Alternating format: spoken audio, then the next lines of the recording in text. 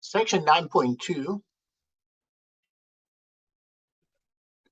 There are two definitions here. One is two samples are independent if the sample value from one population are not related to somehow naturally pair or match with the sample value from the other ones. That's what we discussed in section 9.2. And then 9.3, when you are talking about two samples that are dependent, or they call it match pair. If the sample values are somehow matched. These are some examples here. For independent samples is height of men and women's. They are not matched according to some inherent relationship. And then for dependent samples is height of husband and wife. A student of auto-collected data consists of the height of the husband and height of the wife, and in this format.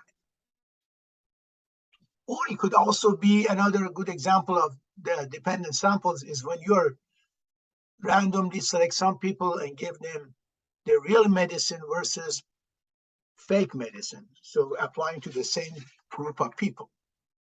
Now, in these examples, are male professor and female professors rated different by students? So list below are students' course evaluations for courses taught by female professors and male professors.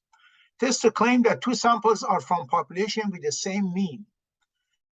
So here we are discussing, in the previous section, we discussed about proportion. Here we discuss about the mean value. In these examples, the claim is that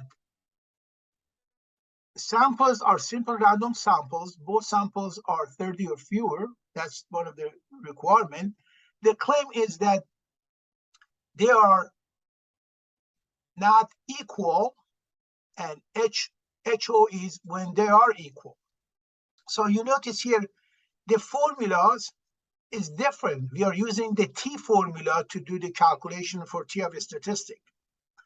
And against this, the claim is equal or not equal, then you're using two tails.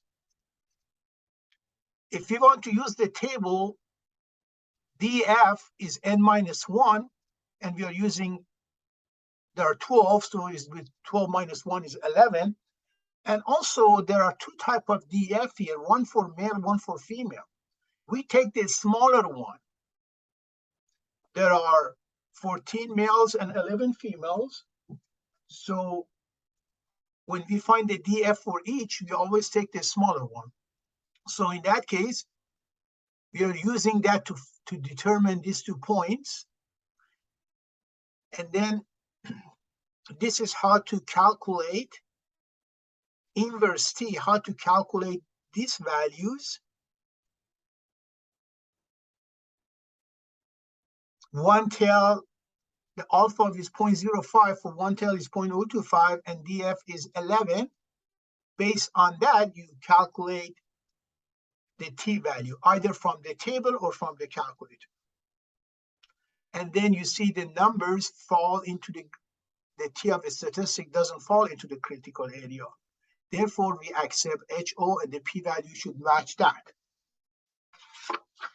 Example 2 is when we do the calculation for an interval. Again, the margin of error is a different formula.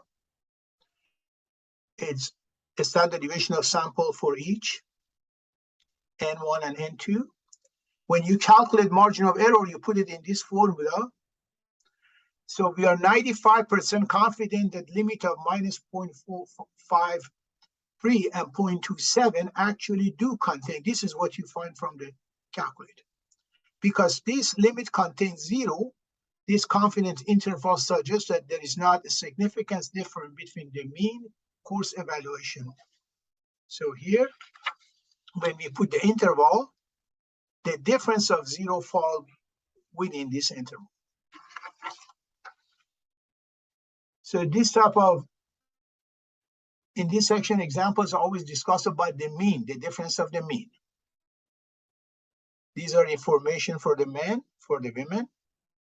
they ask you to do the calculation, find the test of a statistic of t, p-value, difference of the mean, which is the interval. Again, you have two different groups. Alpha is given. Claim is mean of men is greater than mean of women. So the difference is the claim, greater than 0. So the symbol is greater than 0, so it's the right term. What's the opposite of that? HO, which always take the equal sign. So we are using two sample t-test. And to find the t-value, again, would be second vars inverse t and alpha and df. Why we are using alpha? Because it's just one tail. If it's two tails, then you have to use alpha half.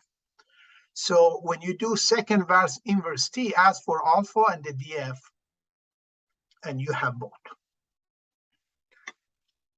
Also, if you want to calculate the interval, is two sample t interval. And these are the formula, but basically we don't have to go through all this formula if you know how to use your calculator.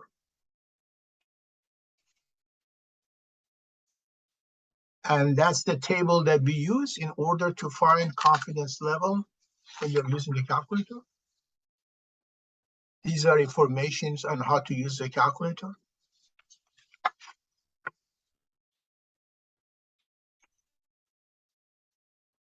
Again, in these problems, all the information are given. And these are the instructions of how to use the calculator to find the t of a statistic, p-value, and the interval.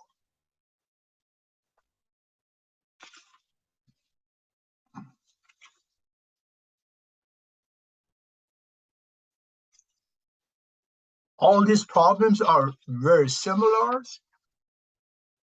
and you could use the calculator, and these are the answers for the multiple choice questions.